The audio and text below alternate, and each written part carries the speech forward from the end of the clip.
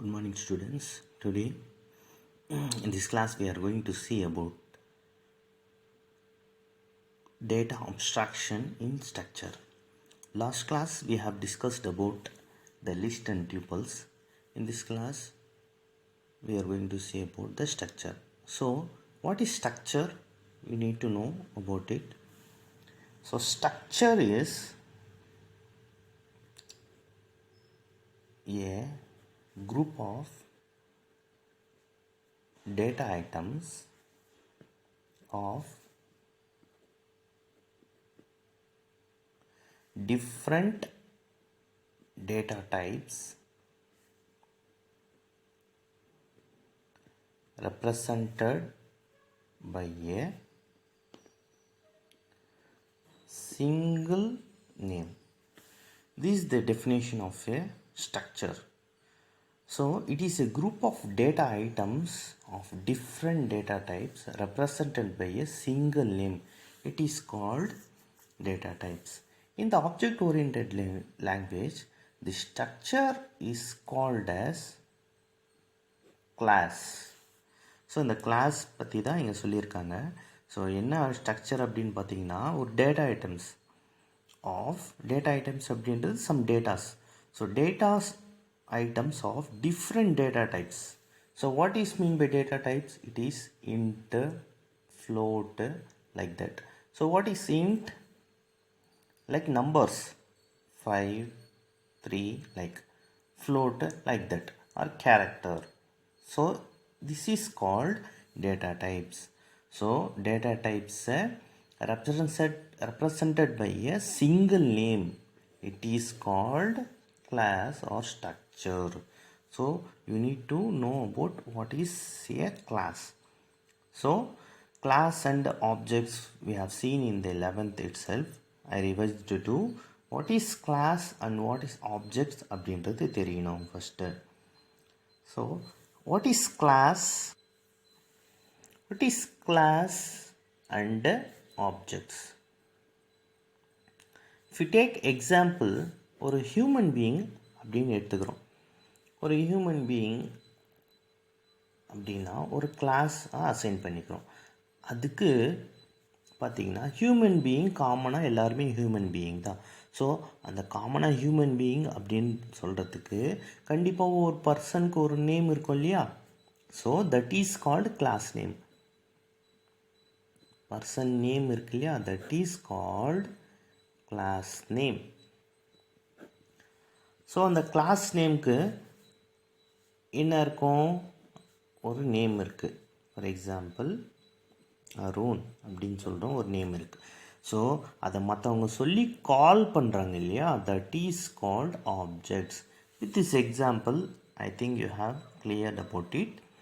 So class அப்படின்றது ஒரு human பீயிங்காக ஒரு அசியூம் பண்ணிவிட்டு ஒரு ஹியூமன் பீயிங்க்கும் கண்டிப்பாக there will be a name.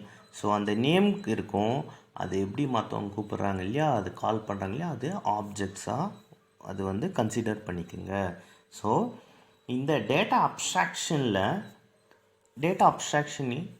Structure, அதாவது கிளாஸில் டேட்டா அப்ஸ்ட்ராக்ஷன் எப்படி யூஸ் பண்ணுறோம், எப்படி ஸ்ட்ரக்சராக நம்ம கொடுத்துருக்கோம் அப்படின்றது சொல்லியிருக்காங்க.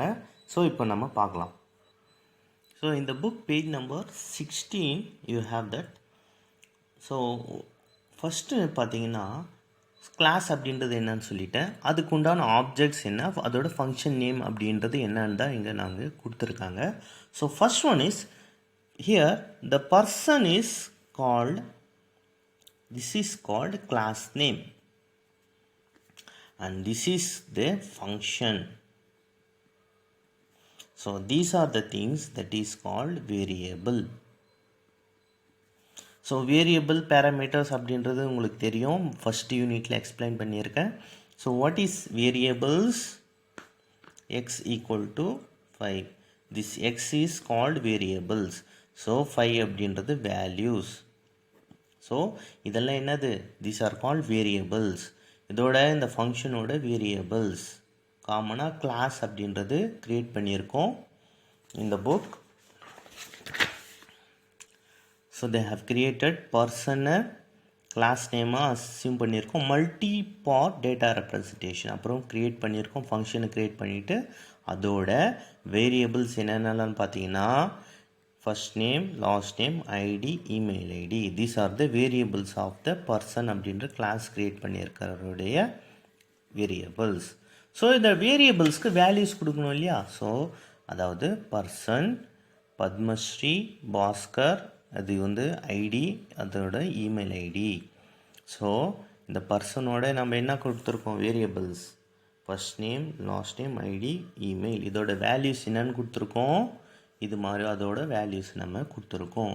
ஸோ இங்கே பார்த்தீங்கன்னா இந்த எக்ஸாம்பிள் கண்டிப்பாக கவனிங்க, is very important. So for person ஒன்க்கு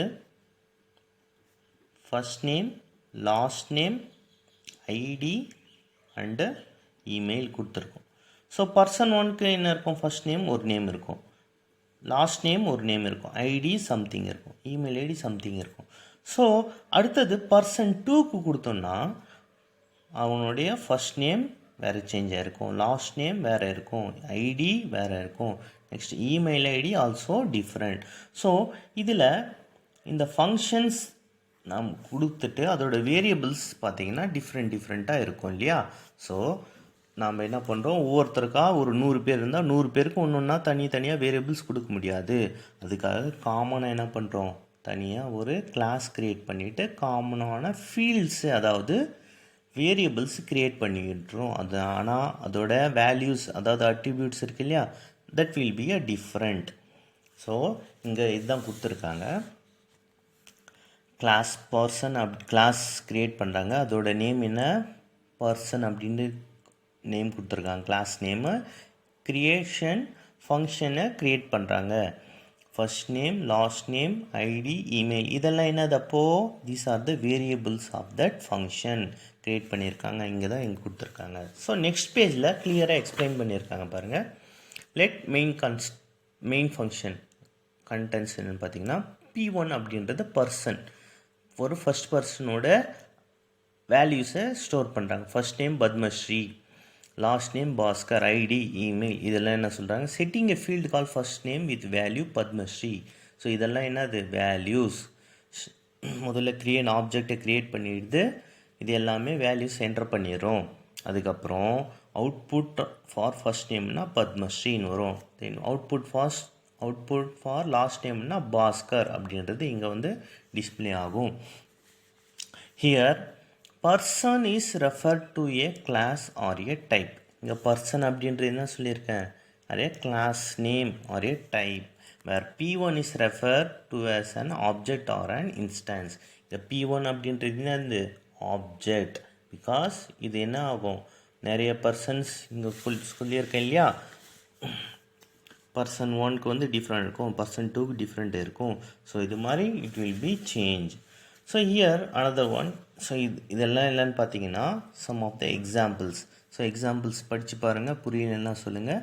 so therefore we can define a class of bundled data and the functions that work on that data. Class அப்படின்றது என்ன? It is a bundled data. So bundled data என்னன்னு சொல்லியிருக்கோம்? It is a different types represented by a single name. நிறைய items வந்து என்ன இருக்கும், அதில் store ஆகிருக்கும். அதில் இருக்க ஃபங்க்ஷன்ஸ் என்ன பண்ணும், அதில் ஒர்க் பண்ணும். From all the above example and explanation, one can conclude the beauty of data abstraction is that we can treat complex data in very simple way. So idellame some of the examples they have given. So with that you have to understand. With this the chapter is going to be over. முடிஞ்சது. So இந்த points to ரிமெம்பரில் பார்த்தீங்கன்னா you have to read it. இதில் தான் என்னென்னு பார்த்தீங்கன்னா they will ask the questions. So இதில் முக்கியமான topics என்னென்னு பார்த்தீங்கன்னா லிஸ்ட்டு, பேரு, டியூப்பிள், அப்புறம் கன்ஸ்ட்ரக்டர்ஸ், அப்புறம் செலக்டர்ஸ். ஸோ இதெல்லாம் ரிவைஸ் பண்ணுங்கள். ஸோ நெக்ஸ்ட் கிளாஸ் வந்து I will say about the test என்னென்னு பார்க்கலாம். ஸோ இதில் டவுட்ஸ் ஏதாவது இருந்தால் கால் பண்ணுங்கள். தேங்க்யூ.